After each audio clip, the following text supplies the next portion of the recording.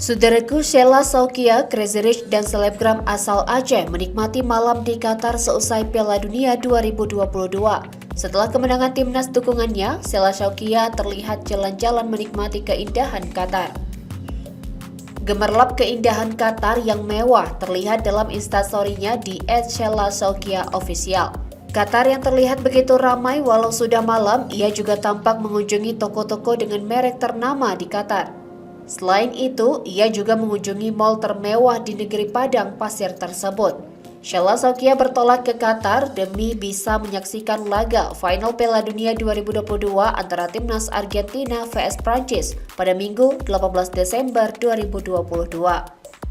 Selebgram yang juga Crazy Rich Aceh ini turut hadir memeriahkan pegelaran olahraga sepak bola terbesar ini secara langsung. Kedatangannya ke Qatar tentu ingin mendukung tim pilihannya, yakni Argentina yang sedang berlangsung di Stadion Lusail Doha, Qatar. Sheila Saukia menyaksikan langsung partai final Piala Dunia 2022 di Qatar, di mana Argentina akan berlaga melawan Prancis pada perebutan juara dunia sepak bola terbesar. Hal tersebut terlihat dalam unggahan TikTok @SheilaSaukia, di mana ia terlihat mengenakan baju atau jersey yang sama dengan timnas Argentina.